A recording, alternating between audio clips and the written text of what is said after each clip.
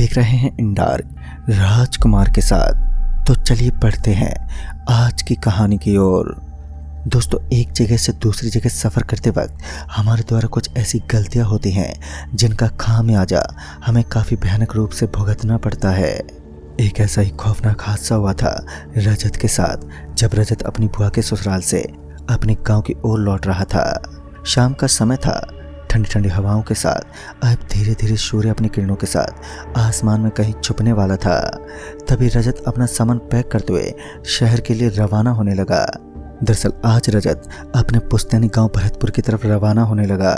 सफ़र काफ़ी कठिन था, मगर आज उसे किसी भी हालत में अपने गांव पहुंचना था। वो गांव के बस स्टैंड पर पहुंचा तो उसे वहां कोई भी बस नहीं मिली। लिहाजा उसने वहां से ऑटो पकड़ी और सीधा वहां से शहर पहुंच गया। 21 साल का नौजवान युवा रजत काफ़ी दिनों के बाद वापस अपने गांव लौट रहा था। लगभग 1 महीने तक वह अपनी बुआ के पास रुका रहा और अब उसे वापस गांव की तरफ रवाना होना पड़ा। उसका सफ़र काफ़ी लंबा था। उसके बुआ के ससुराल से उसके गांव की दूरी लगभग 52 किलोमीटर की थी।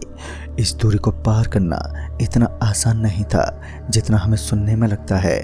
रजत सबसे पहले शहर में पहुंचा, फिर वह सीधा वहां के बस डिपो के पास पहुंचा।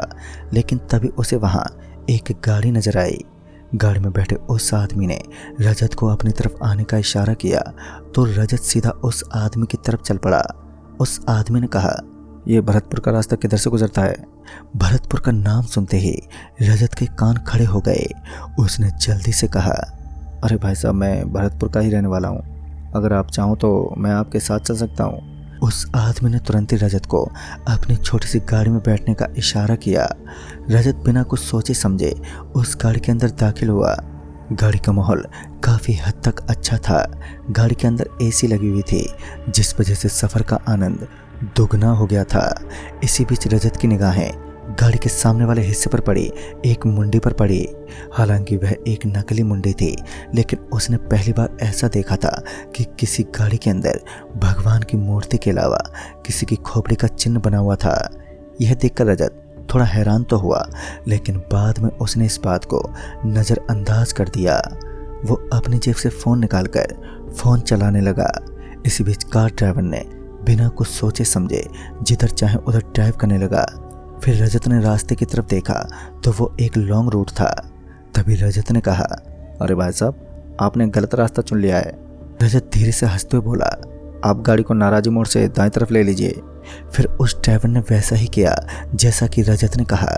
रजत कार में बैठा बैठा पूरा बक्सा चुका था, क्योंकि गलत रोड पर चलते चलते अब काफ़ी वक्त जो बीत चुका था। रजत ने एक शॉर्टकट रास्ता लेना ही बेहतर समझा, क्योंकि उस रास्ते से रजत काफ़ी जल्दी अपने गांव तक पहुंच जाता। रजत ने कार को उसी दिशा में ड्राइव करवाया। हालांकि रजत जानता था कि उस रास्ते पर कुछ बहुत ही बुरी शक्तियाँ वास करती हैं, लेकिन बचपन से ही रजत ने इन सब चीज़ों को वहम माना था।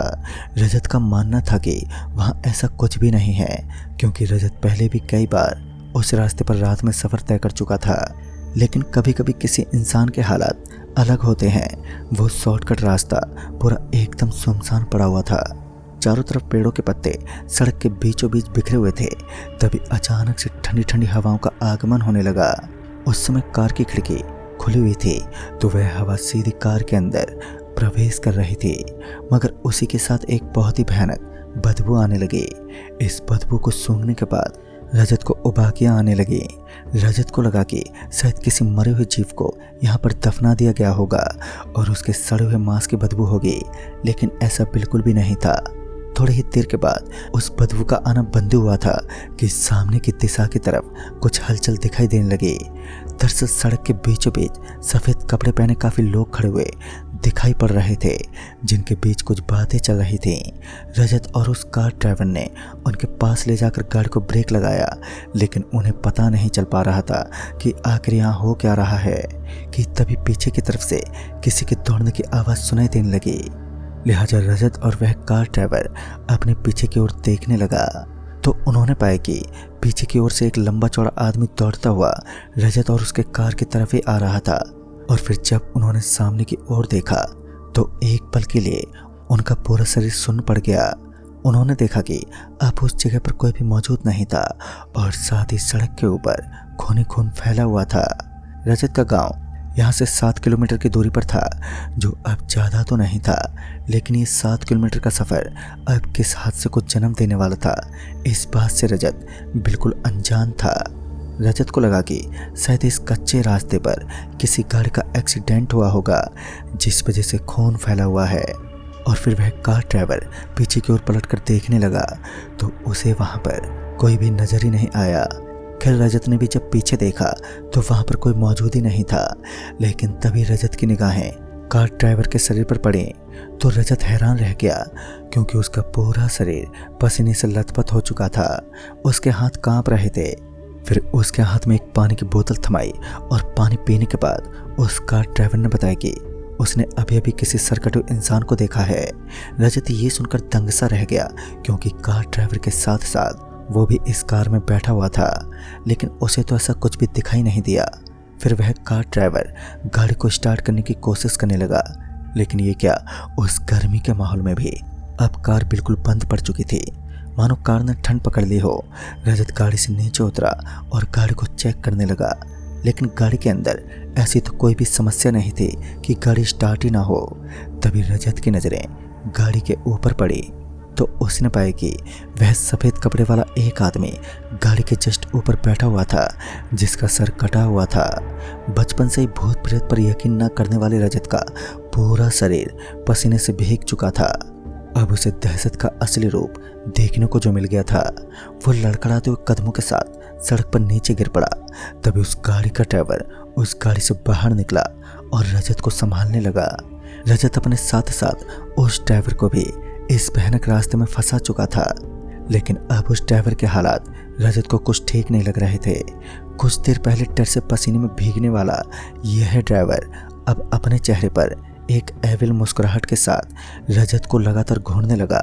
और तभी रजत की नज़रें सामने की ओर से भागकर आने वाले उसी गाड़ी के ड्राइवर पर पड़ी, जो अभी और इसी वक्त गाड़ी के अंदर बैठा हुआ था। वो ड्राइवर काफ़ी डरा हुआ लग रहा था। और फिर जब रजत ने स्टीयरिंग सीट की तरफ देखा तो उसकी आंखें फटी की फटी रह गईं, क्योंकि वहाँ पर कोई भी मौजूद नहीं था।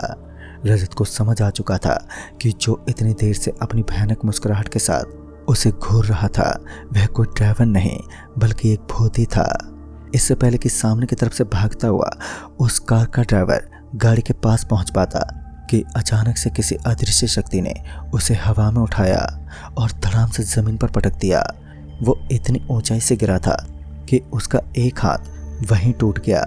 वह कार ड्राइवर दर्द के मारे करा रहा था, लेकिन रजत की इतनी हिम्मत नहीं थी कि वह गाड़ी से नीचे उतरकर उसकी मदद के लिए जा सके, क्योंकि रजत के अंदर खौफ नाम का खून बहने लगा। वह अच्छे तरीके से जानता था अगर उसने बाहर जाने की हिमाकत की फिर वह जिंदा नहीं बचने वाला। तभी उस गाड़ी के सामने रखी वो नकली मुंडी एकदम से गोल गोल घूमने लगी।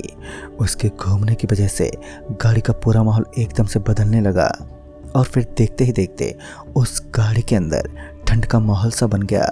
जहां गर्मी के अंदर लोगों के पसीने छूट जाते हैं, वहां अब रजत ठंड के मारे अखड़ने लगा। फिर उस ड्राइवर ने आवाज लगाते हुए कहा, उस मूर्ति को जल्दी से बाहर फेंक दो वरना हम जिंदा नहीं बचेंगे। और फिर रजत ने बिल्कुल वैसा ही किया। उस गाड़ी में घूम रही गोल गोल मूर्ति को उसने तुरंत ही बाहर फेंक दिया, जिसके बाद गाड़ी का माहौल एकदम सामान्य सा बन गया। लेकिन उस मूर्ति के एकदम पास वही सरकटा हुआ आदमी आकर खड़ा हो गया और उस मूर्ति को उठाकर वहां से निकल गया। उन दोनों को समझ नहीं आ रहा था कि आखिर ये हो क्या रहा है। वो सरकटा हुआ आदमी उस मूर्ति को उठाकर पता नहीं वहां से कहां पर गायब हो गया, लेकिन अभी भी उनके ऊपर उसका साया सर चढ़ के मंडरा रहा था। और उस रात रजत को पता चला कि आखिर खौफ नाम की भी कोई चीज होती है।